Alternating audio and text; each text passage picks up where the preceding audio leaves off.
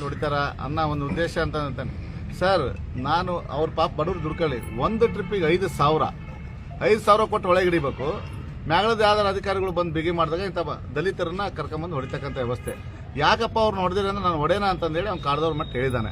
ಅದಕ್ಕೆ ಅವ್ನು ಬರಬೇಕು, ನಮ್ಮ ಇದ್ರಿಗೆ ಹೊಡಿಬೇಕು. ಆಯ್ತು ನೀವು ಹೊಡೆದಿಲ್ಲಪ್ಪ, ಕೋರ್ಟಿಗೆ ಪ್ರೊಡ್ಯೂಸ್ ಮಾಡು. ಹೊಡೆಯಕ್ಕೆ ನಿನಗೆ ರೈಟ್ಸ್ ಇಲ್ಲ, CPIಗೆ ಹೊಡೆಯಕ್ಕೆ ರೈಟ್ಸ್ ಇಲ್ಲ. ರೈಟ್ಸ್ ಕಾನೂನಾತ್ಮಕವಾಗಿ ಯಾರು ಕೂಡ ರಕ್ಷಣೆ ಮಾಡಬೇಕು. ಅವರು ಕಾನೂನನ್ನು ರಕ್ಷಣೆ ಮಾಡ್ತಕ್ಕಂಥದ್ದು ಅವ್ರ ಕರ್ತವ್ಯ. ಆದರೆ ಕೈ ಮಾಡ್ತಕ್ಕಂಥದ್ದು ಇಲ್ಲ. ಅದಕ್ಕೆ ನಾನು ನೀವು ಕೋರ್ಟಿಗೆ ಪ್ರೊಡ್ಯೂಸ್ ಮಾಡು, ನಾವು ಕೋರ್ಟಿಗೆ ನಾಳೆ ಅಲ್ಲೇ ಬರ್ತೀವಿ, ಜಡ್ಜಿ ಮುಂದೆನೇ ಹೇಳ್ತೇವೆ ನಮಗೆ CPI ಕಾಡ್ದವ್ರ ಮಟ್ಟ ಹೊಡೆದಿದ್ದಾರೆ ಅಂತಂದೇಳಿ ಅವ್ರ ಕಡೆದೇ ಹೇಳಿಸ್ತೇನೆ. ಇವತ್ತು ಪಾಪ ದಲಿತರು ಬೆಳಗ್ಗೆಯಿಂದ ಅವ್ರಿಗೆ ಊಟ ಕೊಟ್ಟಿಲ್ಲ, ಕರ್ಕೊಂಬಂದು 6 ಗಂಟೆಗೆ ಕರ್ಕೊಂಬಂದು ಕುಣಿಸಿದ್ದಾರೆ. ಅವ್ರು ತಪ್ಪು ಮಾಡಿರ್ಬೋದು, ತಪ್ಪು ಮಾಡಿದ್ರೆ ನಾವು ಅದೀವಿ, ಹಂಗೆ ಮಾಡಬಾರ್ದಪ್ಪ ತಪ್ಪು. ಅದು ಅವ್ರು ತಪ್ಪು ಮಾಡೋಕ್ಕೆ ಕಾರಣ ಈ ಕ್ಷೇತ್ರ ಆಳ್ತಕ್ಕಂಥವ್ರು ಇವತ್ತು ಪ್ರೆಸೆಂಟ್ ಅವ್ರ ತಪ್ಪು. ಒಂದು ಟ್ರಿಪ್ಪಿಗೆ 5,000 ಇಸ್ಕೊಂತಾರೆ ಅಂದ್ರೆ ಅವ್ರು ದುಡ್ಕೊಂಡು ತಿನ್ನಕ್ಕೆ ಮತ್ತೆ ಬೆಳಗ್ಗೆ ಮುಂಜಾನೆ ಕದ್ದು ಪದ್ದು ಹೊಡಿತಾರೆ. ಮತ್ತೆ ಅವ್ನಿಗೆ 5,000 ಕೊಡ್ಬೇಕಲ್ಲ. ಅವನಿಗೆ ರೊಕ್ಕ ಇಸ್ಕೊಳಕ್ಕೆ ಯಾರು ಹೇಳಿದಾರು? ಈ ಲೂಟಿಯನ್ನು ಹೊಡಿತಾ ಇದಾರೆ ಪೂರ್ತಿ. ಇವತ್ತು ಒಳದಂಡೆಯಲ್ಲಿ ಲೂಟಿ ಹೊಡಿತಾ ಇದಾರಲ್ಲ, ಅದನ್ನ ಹೇಳಿದಾರೆ ಯಾರು? ಈಗ ಡಿಪಾರ್ಟ್ಮೆಂಟ್ಲಿ ಎಲ್ಲ ಏನೋ ಬಡವರು ಬಿಡು ನಾವು ದುಡ್ಕೊಂಡು ತಿಂತಾರೆ ಅಂತ ಸುಮ್ಮನಿದ್ವಿ.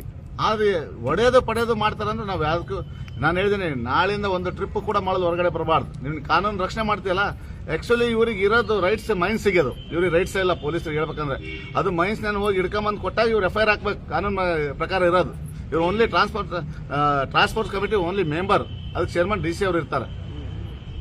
ಅದಕ್ಕೆ ಇರೋದು ಸಂಪೂರ್ಣ ಮೈನ್ಸ್ಗೆ ಹೋಗ್ಬೇಕು. ಒಳದಂಡಿಗೆ ಹೋಗಕ್ಕೆ ರೈಟ್ಸ್ ಇಲ್ಲ ಇವರಿಗೆ. ಇವ್ರು ಯಾವ ಇದ್ರ ಮೇಲೆ ಒಳದಂಡಿಗೆ ಹೋಗ್ತಾರೆ? ಅವ್ರನ್ನ ಹೆಂಗೆ ಮುಟ್ಟಿದ್ರು?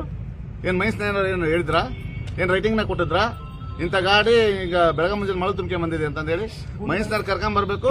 ಇಲ್ಲಿ ಬಂದು ಪೊಲೀಸ್ ಪ್ರೊಡ್ಯೂಸ್ ಮಾಡಿದ ಮೇಲೆ ಕೇಸ್ ಮಾಡಬೇಕು, ಅವ್ರನ್ನ ಕೋರ್ಟಿಗೆ ಕಳಿಸ್ಬೇಕು, ಮುಂದೆ ಇದನ್ನ ಮಾಡಬೇಕು. ಅದು ಮೈನ್ಸ್ ಏನ್ ಹೇಳ್ತಾರೆ ಅದನ್ನ ಅಷ್ಟೇ ಮಾಡಬೇಕು.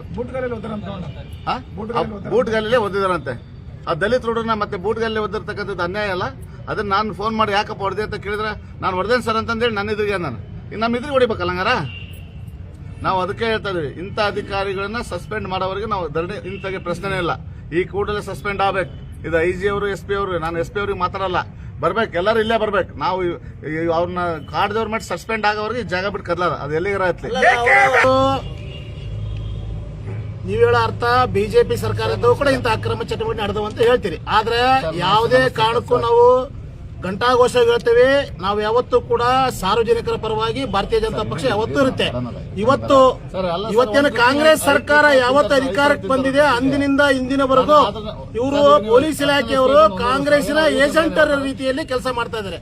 ಒಂದು ಇವತ್ತು ಪೊಲೀಸ್ ಇಲಾಖೆಗೆ ನಾನು ಸ್ಪಷ್ಟವಾಗಿ ತಿಳಿಸಲಿಕ್ಕೆ ಪ್ರಯತ್ನ ಪಡ್ತೇನೆ.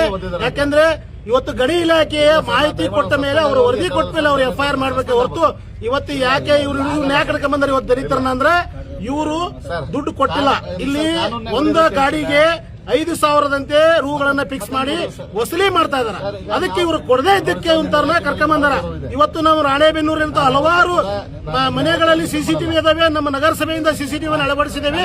ಆ CCTVಯನ್ನ ವರದಿಯನ್ನು ತರಿಸಿ ಈ SP ಸಾಹೇಬರು ಇವತ್ತಿನ ಇಲ್ಲಿ ಇರುವಂತಹ ಗ್ರಾಮೀಣ ಪ್ರದೇಶದ CPI ಇರುವಂತಹ ಕಾಡ್ದೇವರ ಮಟ್ಟ ಮೇಲೆ ಅವರೇ ಕೂಡ ಖುದ್ದ ಇವತ್ತು ಅವ್ರ ಮೇಲೆ FIR ಮಾಡಬೇಕು. ಯಾಕಂದ್ರೆ ಅವರ ಅಕ್ರಮಗಳಿಗೆ ಚಟುವಟಿಕೆಗಳಿಗೆ ಸಾಥ್ ಕೊಟ್ಟಿದ್ದಾರೆ. ಅಂತ ಅಧಿಕಾರಿಗಳಿಗೆ ತಾವು ಯಾವತ್ತೂ ಕೂಡ ಆಸ್ಪದ ಕೊಡಬಾರ್ದು. ಯಶೋಧ ಮೇಡಮ್ ಅವರು ಬಹಳ ಸೃಜನಶೀಲ ವ್ಯಕ್ತಿ, ಅವರೊಬ್ಬ ಒಳ್ಳೆ ಅಧಿಕಾರಿ. ಆದ್ದರಿಂದ ಅಂತ ಅಧಿಕಾರಿಯ ಕೆಳಗೆ ಇಂಥ ಭ್ರಷ್ಟ ಅಧಿಕಾರಿಗಳಿರೋದು ಬಹಳ ಖಂಡನೀಯ. ಆದ್ದರಿಂದ ಇವತ್ತು ನಾನು ಭಾರತೀಯ ಜನತಾ ಪಕ್ಷದ ಪರವಾಗಿ ಈ ರಾಣೆಬೆನ್ನೂರಿನ ಜನತೆಯ ಪರವಾಗಿ ಅವರನ್ನ ಸಸ್ಪೆಂಡ್ ಮಾಡಬೇಕು. ಸಸ್ಪೆಂಡ್ ಮಾಡದೆ ಹೊರತು ನಾವು ಇಲ್ಲಿಂದ ಬಿಟ್ಟು ಕದರಂಗಿಲ್ಲ. ಯಾಕಂದ್ರೆ ಇವತ್ತು ರಾಣೆಬೆನ್ನೂರು ತಾಲೂಕಿನಲ್ಲಿ ಏನು ಅಕ್ರಮ ಚಟುವಟಿಕೆಗಳು ನಡೀತಾ ಇದಾವೆ ಅದಕ್ಕೆಲ್ಲ ಸಾಥ್ ಕೊಡ್ತಾ ಇರೋದು ಪೊಲೀಸ್ ಇಲಾಖೆ ಅಂತ ಈ ಸಂದರ್ಭದಲ್ಲಿ ಘಂಟಾಘೋಷವಾಗಿ ಹೇಳ್ತೇನೆ.